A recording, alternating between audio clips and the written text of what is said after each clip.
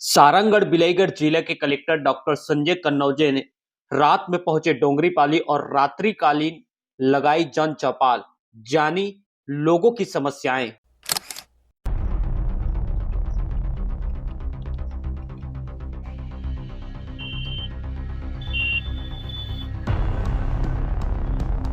शासन की योजनाओं की जमीनी हकीकत जानने डॉक्टर संजय कन्नौजे पहुंचे डोंगरीपाली और लगा दी रात में ही रात्रिकालीन जन चौपाल।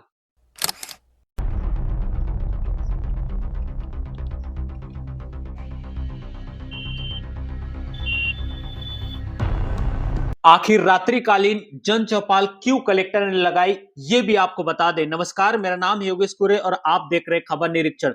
दरअसल सारंगढ़ बिलाईगढ़ जिले के बरमकेला ब्लॉक के दूरस्थ वनांचल ग्राम डोंगरीपाली में रात्रिकालीन जन चौपाल लगाया गया।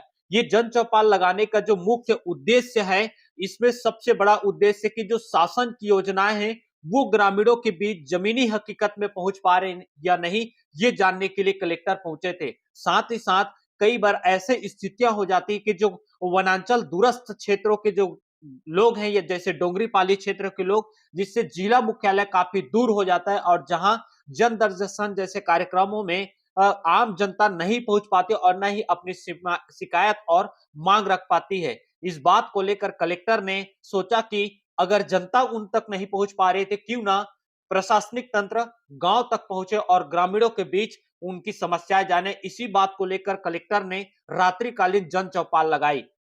आपको बता दें, इस जन चौपाल लगते ही काफी संख्या में ग्रामीण इस जन चौपाल में भाग लिए और ग्रामीण के बीच और प्रशासनिक तंत्र के बीच कई मुख्य बातों पर चर्चा हुआ। इतना ही नहीं, आपको बता दें, डॉक्टर संजय कन्नौजे ने सभी ग्रामीणों से आंगनबाड़ी, स्कूल संचालन और मध्याह्न भोजन, राशन दुकान में चावल वितरण जैसे तमाम चीजों को लेकर भी उन्होंने जानकारी मांगी कि क्या कोई समस्याएं तो नहीं रही।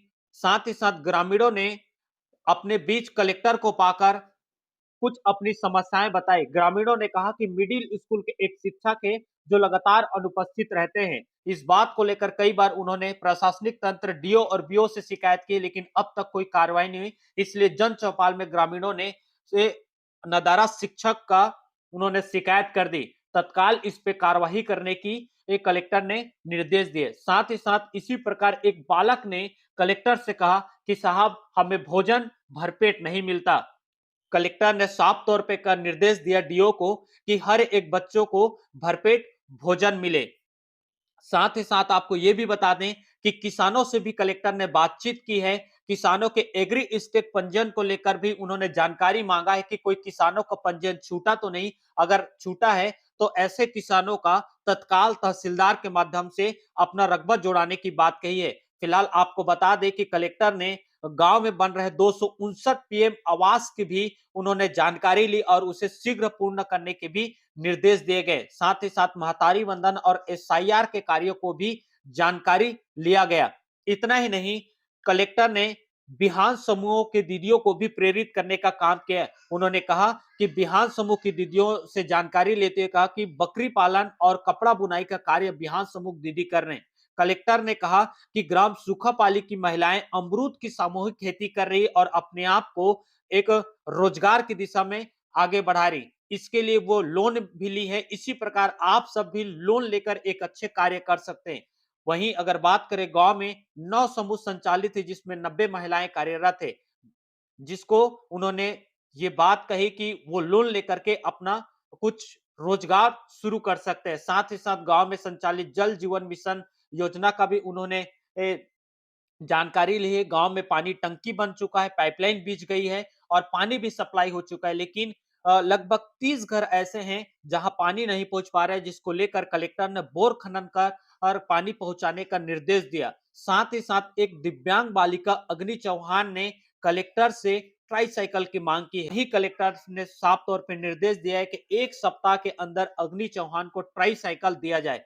साथ ही साथ ग्रामीणों ने कई प्रकार की अपनी मांग रखी, जिसमें ग्रामीणों ने कॉलेज खोलने, अवैध शराब बनाने वालों के खिलाफ कड़ी कार्रवाई और टावर लगाने की मांग की, जिसको लेकर कलेक्टर ने नोट आउट कर उन्हें जल्द ही करने की बात कही। फिलहाल कलेक्टर ने भूमिहीन ग्रामीणों को कहा है कि वे सत्यापन कराएं और पोर्टल में ई-केवाईसी कराएं ताकि उन्हें दीनदयाल उपाध्याय भूमिहीन ग्रामीण कृषि मजदूर कल्याण योजना के तहत 10,000 रुपए की सहायता भुगतान दिया जाए। इस तरीके की कलेक्टर ने जन चौपाल लगाकर आम जनता के बीच यह ग्रामीणों की हर एक समस्या को जानना शुरू किया है और फिलहाल ग्रामीणों ने अपने इस जन चौपाल में खूब बढ़ चढ़कर हिस्सा लिया है और अपनी बातें रखी। फिलहाल आपको क्या कुछ लग रहा है कि जन इस तरीके की जन चौपाल लगातार जिला प्रशासन की ओर से लगानी चाहिए और ऐसे दूरस्थ वनांचल क्षेत्रों तक प्रशासनिक तंत्र की पहुंच बढ़ती रहनी चाहिए? आपको लगता है कि ये बेहतर कार्य है? तो बिल्कुल आप हमें कमेंट कर जरूर बताएं और साथ ही साथ इस खबर को ज्यादा से ज्यादा शेयर करें ताकि आम जनता अपनी बात और तेजी से रख सके। धन्यवाद। आज बड़मकला विकासखंड का दूरस्थ वन क्षेत्र डोंगरीपाली में रात्रि चौपाल का आयोजन किया गया। यहाँ जो जितने भी ग्रामीण हैं उनके साथ बैठ करके चर्चा किया गया कि गांव में जो स्कूल का संचालन किस प्रकार से हो रहा है, आंगनबाड़ी का संचालन किस प्रकार से हो रहा है, उचित मूल्य दुकान का संचालन किस प्रकार से हो रहा है, यहाँ धान खरीदी के संबंध में कोई दिक्कत समस्या तो नहीं है, पेंशन लोगों को मिल रहा है कि नहीं मिल रहा है, और गाँव की जो प्रमुख मांग है, समस्या है, इस संबंध में विस्तृत चर्चा किया गया। इसमें लोगों के द्वारा धान खरीदी के संबंध में कुछ प्रॉब्लम बताया गया कि जो एफआरए हितग्राही हैं उनके धान बेचने में इशू आया है, तो उसको हम लोग सॉर्ट आउट करने के लिए उनको आश्वासन दिए हैं। बाकी 2 बच्ची ऐसे थी जो आपका ट्राईसाइकिल की मांग किया गया है, तो उसको हम लोग ने सैंक्शन कर दिया है और 1 सप्ताह के अंदर उनको ट्राईसाइकिल मिल जाएगा। साथ में गाँव वालों के द्वारा यहाँ एमबीबीएस डॉक्टर की मांग किया गया था, तो हम लोगों ने संबंधित डीएमओ को निर्देशित किया कि सप्ताह में 1 दिन जब बाजार होता है तो वो यहाँ पर आकर के एमबीबीएस डॉक्टर साहब यहाँ देखेंगे। और कुछ यहाँ क्षेत्र में आपका कॉलेज का मांग है, तो कॉलेज की मांग को भी बजट से संबंधित चीजें, तो इसका प्रस्ताव शासन स्तर पर